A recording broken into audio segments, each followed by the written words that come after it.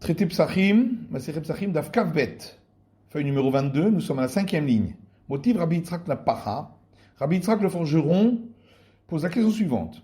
Varigid Anaché, voilà que le nerf sciatique d'Arachaman Amar, sur lequel la Torah a dit, dans la Genèse, Alken lo yochlu ben Israël et Gid Anaché, c'est pourquoi les enfants d'Israël ne mangeront pas le nerf sciatique.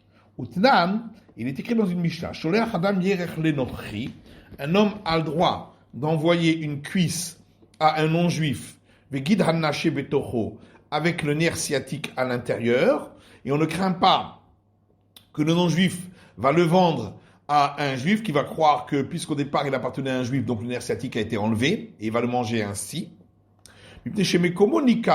Parce qu'on voit bien à l'endroit du nerf sciatique s'il est là ou pas.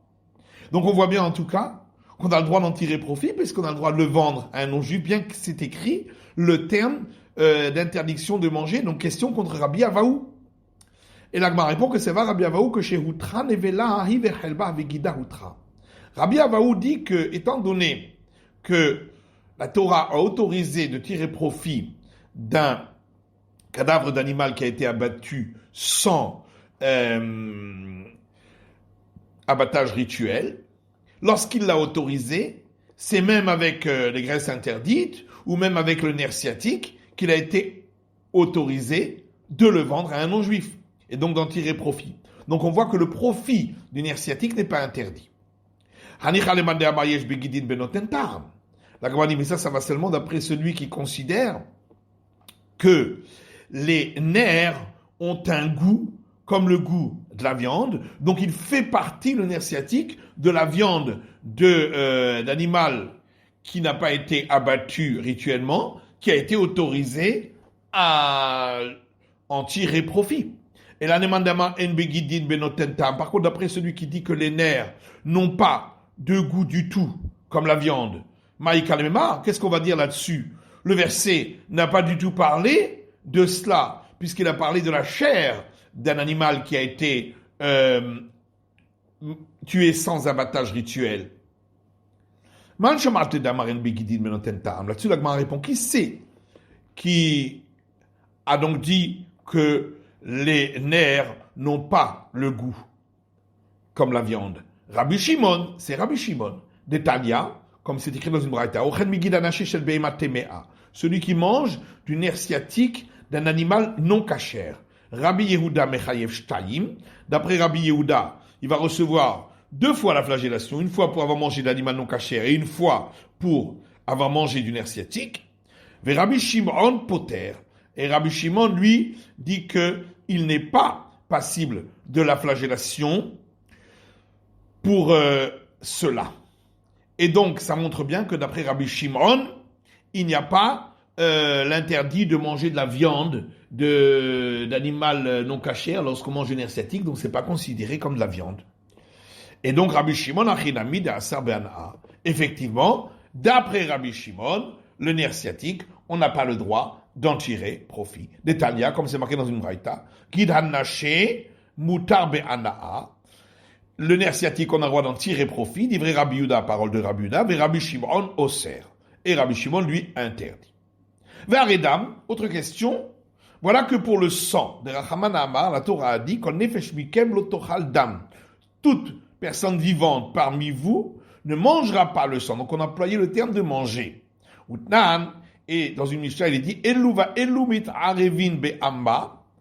Cela et cela, c'est-à-dire le sang des sacrifices qui est déversé pour le reste après l'aspersion sur l'autel, sur le socle de l'autel, que ce soit celui qui est déversé sur le socle sud ou sur le socle ouest, les deux vont se mélanger dans une rigole qui se trouve dans le parvis du temple. Veyotzim le Nachal Kidron. De là, ils vont sortir et arriver à la vallée du Cédron. Venim Karin les Gadanim, et sont vendus à des jardiniers, les abeilles, pour être utilisés comme engrais, ou Mo'alinbo. On n'a pas le droit de l'utiliser si on ne l'a pas racheté en payant pour son achat. Donc on voit qu'on a le droit de tirer profit du sang, bien qu'il ait écrit le terme d'interdiction de manger. Question contre Rabbi Avaou. Là-dessus, la Gemara répond, Shani dam de cache les maïm. Le sang, c'est différent, parce qu'il a été juxtaposé à l'eau. Dirtiv l'otochelenu al haaretz tishpechenu kamaim. Comme il est écrit, pour le sang, vous ne le mangerez pas. Sur la terre, vous le déverserez comme l'eau. Ma maïm mutarim, de la même manière que l'eau, on a le droit d'en tirer profit. Avdam mutar, le sang également, on peut en tirer profit. Veima kemaim al mitnasrim al gabe amizbeach. Peut-être que il a été juxtaposé à l'eau qui est offerte en libation sur l'autel, qui elle est interdite d'en tirer profit. Rabbi Avaou que maïm rov maïm. Rabbi Avaou dit, étant donné que la Torah l'a juxtaposé à l'eau, c'est à la majorité des eaux. Midé rov maïm ketim, la Gemara demande, mais est-ce que c'est écrit la majorité des eaux dans le verset? Et là, Ravashi, c'est pourquoi Ravashi donne une autre réponse, que maïm anishpachim, il est juxtaposé aux eaux qui sont déversées au sol, et pas aux eaux qui sont utilisées comme libation sur l'autel. Peut-être que on l'a juxtaposé à l'eau qui est versée au sol devant une idole qui est interdite d'en tirer profit. Et là-bas aussi, ça s'appelle libation, ça ne s'appelle pas déverser. Dire-t-il, comme il est écrit dans un verset, Yishtu yen nesicham. Ils boiront le vin de leur libation devant les idoles. Ou le reste qui a d'amar cheta, il cache dam le maïm, il est que des Rabbi Chia bar Abba. Et d'après Cheskia, pour quelle raison a-t-on donc juxtaposé le sang à l'eau, puisque de toute façon, d'après Cheskia, le sang n'est pas interdit d'en tirer profit par le fait que la Torah a employé le terme d'interdiction de consommer. Donc pourquoi on a dû le juxtaposer à l'eau? C'est pour l'enseignement de Rabbi Chia bar Abba. D'Amar Rabbi Chia bar Abba, car Rabbi Chia bar Abba a dit, Amar Rabbi Yochanan, nom de Rabbi Chia, Midaïm edam kodashim chez nos marchir. D'où sait-on que le sang des sacrifices ne rend pas apte à recevoir l'impureté? Chez Neymar l'otochelenu à la haaretz tishpechenu kamaim, parce qu'il est écrit au sujet du sang, vous ne le mangerez pas sur la terre, vous le verserez comme l'eau. Dam shishpar kamaim marchir. De là on apprend que c'est seulement le sang qui est versé comme l'eau, qui est considéré comme du sang et qui rend apte à recevoir l'impureté. Chez non nishpar kamaim, celui qui n'est pas versé comme de l'eau, et no marchir ne rend pas apte à recevoir l'impureté. Varever minachai. Autre question. Voilà concernant l'interdiction de manger un membre d'un animal qui a été retiré de l'animal de son vivant. Dirtiv, il est écrit à son sujet, l'otochal hanefesh haima basar. Vous ne mangerez pas lorsqu'il y a la vie, en même temps qu'on prend la chair. Tania Rabbi Natan Omer, et là-dessus il y a une braïta qui dit au nom de Rabbi Natan, minayin shelo shitadam kos yain le nazir vever minachal ivne noir. Nous sait-on qu'on n'a pas le droit de tendre un verre de vin à une personne qui a fait vœu de Nézira et qui n'a donc pas le droit d'en boire, ni de tendre un membre d'animal qui a été détaché de son vivant à un descendant de noir qui n'a pas le droit d'en manger. Talmud Lomar, le verset dit, devant l'aveugle, tu ne donneras pas de piège, tu ne tendras pas de piège. Donc, haliklavim shari. Donc ça veut dire que le donner à des chiens, ce serait permis. Donc il n'y a pas d'interdiction d'en tirer profit, bien qu'on a employé le terme de ne pas en consommer. Question contre Rabbi Avaou. Shane verminachai dit cache les dames. L'agma répond, l'interdiction de manger le membre d'un animal vivant est différent. On a le droit d'en tirer profit parce que ça a été juxtaposé au sang, qui lui-même on a le droit d'en tirer profit, comme on a vu. Dirtiv, comme il est écrit, rak hazak levilti achol hadam. Seulement, renforce-toi de ne pas manger le sang, qui a dam ou nefesh, car le sang est la vie. Et ensuite, c'est écrit, tu ne mangeras pas la vie lorsque c'est encore en vie, la chair. Et c'est de là qu'on a tiré l'interdiction de manger un membre d'un animal vivant.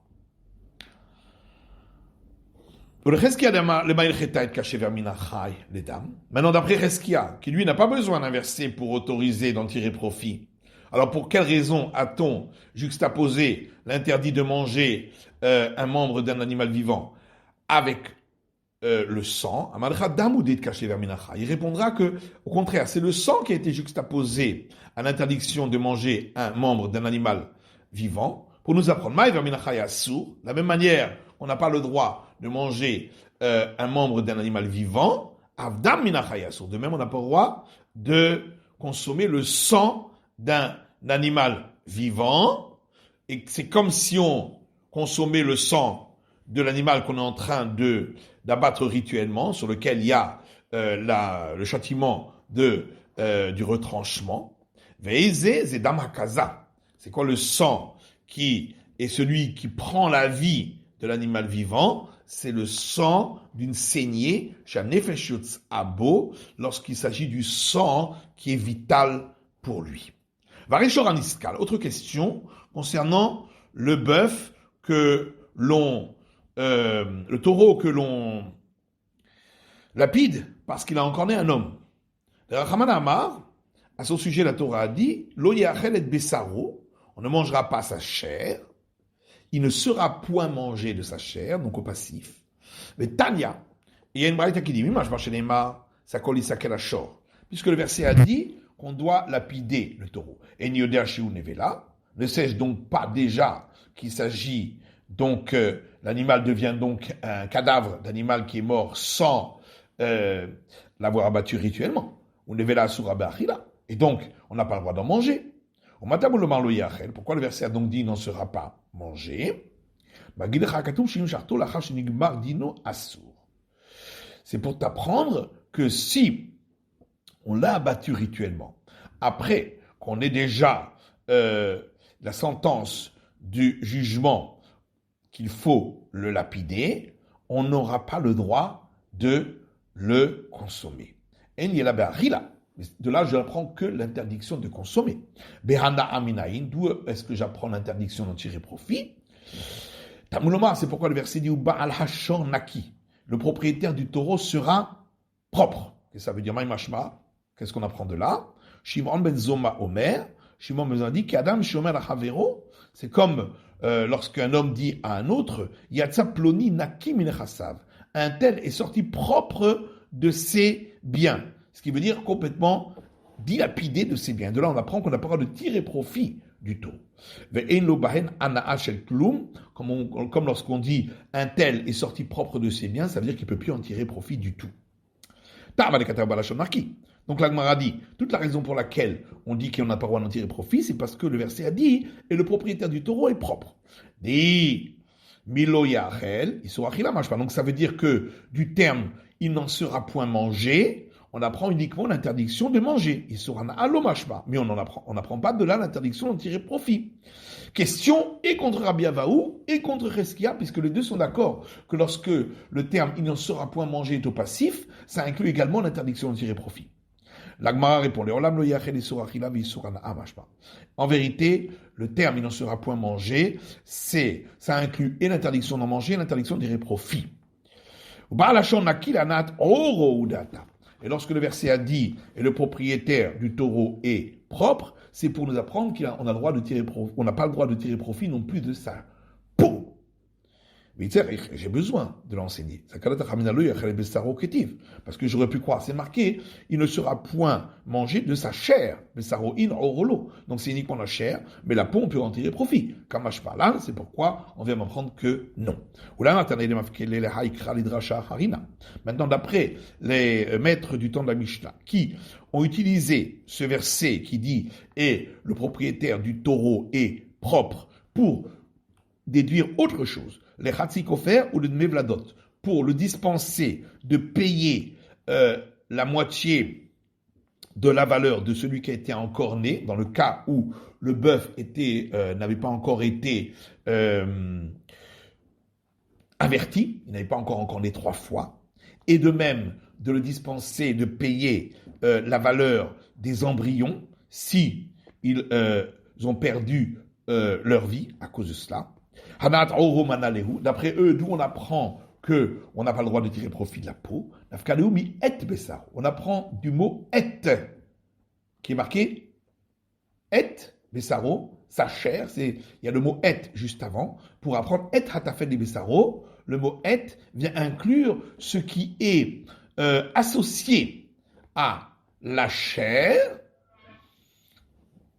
subsidiaire de la chair. Et donc, il s'agit de la peau. Veidar et odarish. Alors que l'autre avis, lui, ne déduit rien du mot et, qu'il est Tania, comme c'est marqué dans le Braïta. Shimon Hamsoni, Shimon le Hamsoni, Vamrela Nechemia Hamsoni, d'autres disent Nechemia le Hamsoni, Ayadoresh Kol Itim Sheba Torah. Il apprenait une déduction de chaque fois que c'est marqué dans la Torah le mot et, pour inclure ce qui est secondaire à ce qui est écrit dans la Torah. Kevon Shigia le Et Hashem Eloke Chatira, lorsqu'il est arrivé au verset et, qui dit et devant le mot l'Éternel, ton Dieu, tu craindras, Piresh. Là, il s'est retiré, il a renoncé à toutes ces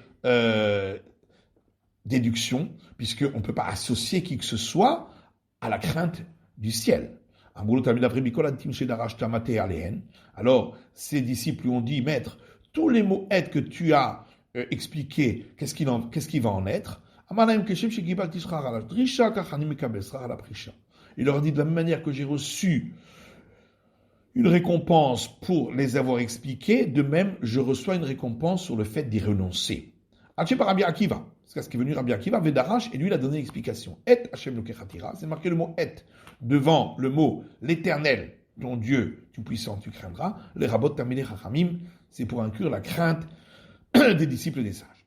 Variorla, autre question concernant les fruits des 3 premières années de l'arbre qui sont interdits. Des Rachamanama, sur lequel la Torah dit Harelim, ils sont considérés comme une excroissance. Lo Yachel n'en sera pas mangé. Vetana, il y a une braïta qui dit Harelim lo Yachel, donc ce sont des excroissances, ils ne seront pas mangés. En yela isura achila. De là, j'apprends uniquement l'interdiction d'en manger. Mais là, d'où sait-on qu'on n'a pas le droit d'en tirer profit, qu'on n'a pas le droit de les utiliser pour en faire une teinte, pour une peinture, ni d'allumer avec une lampe. C'est un air, donc la lampe, c'est pourquoi c'est marqué, répété par 3 fois le terme excroissance. Vous les considérez comme excroissance, son excroissance, ils seront excroissance. L'oyachel, ils ne seront pas mangés. Les rabot et koulam, c'est pour inclure ces 3 interdits.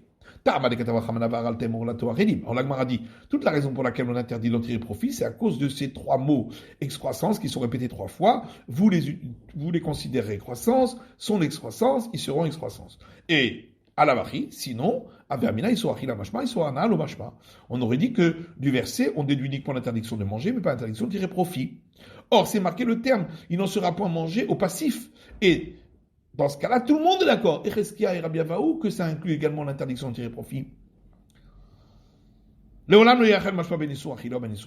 répond effectivement. Quand c'est marqué il n'en sera point mangé, ça inclut et l'interdiction de manger et l'interdiction de tirer profit. Mais là-bas, c'est irréférent parce que c'est marqué le terme pour vous. Donc j'aurais pu croire qu'on peut en tirer profit. Donc c'est pour ça que j'ai besoin des mots spécifiques pour interdire d'en tirer profit, parce que j'aurais pu croire qu'étant donné que c'est marqué le terme pour vous, ça voudrait dire que ça vous appartient et qu'on peut en tirer profit. Quand moi je parle là, c'est pourquoi on vient m'apprendre qu'on n'a pas le droit d'en tirer profit. Maintenant que c'est écrit ces mots-là pour interdire d'en tirer profit, qu'est-ce qu'on fait du mot lachem pour vous? Pour ce qui est écrit dans le Braïta, lachem le rabot est anatoua les rabim. Le mot pour vous vient inclure l'interdiction de tirer profit des fruits des 3 premières années, même pour une plantation d'un public. Rabbi Domer l'otzi est un atout à les rabbim, alors que d'après Rabbi Uda, on exclut la plantation du public. Maïta Amad et Anakama, quelle est la raison du premier avis? Dirti vuntatem, c'est marqué vous planterez, les achrid mashma, les rabbim lo mashma, ça inclut le particulier, mais ça inclut pas le public. C'est pourquoi le verset rajoute pour vous, la vie est un atout à les rabbim pour inclure également ce qui est planté pour le public. Alors que d'après Rabbi Yuda, le terme vous planterez inclut et le public et le particulier. Et donc le mot pour vous vient inclure lui aussi et le particulier et le public, avec ribouille achar ribouille. Donc il y a une inclusion suivie d'une autre inclusion. Vel ribouille achar ribouille et la elmaït. Chaque fois qu'il y a une inclusion suivie d'une autre inclusion, ça vient au contraire exclure. C'est pourquoi on exclut le public. C'est la fin de l'étude de la feuille numéro 22, Daf Kaf Bet.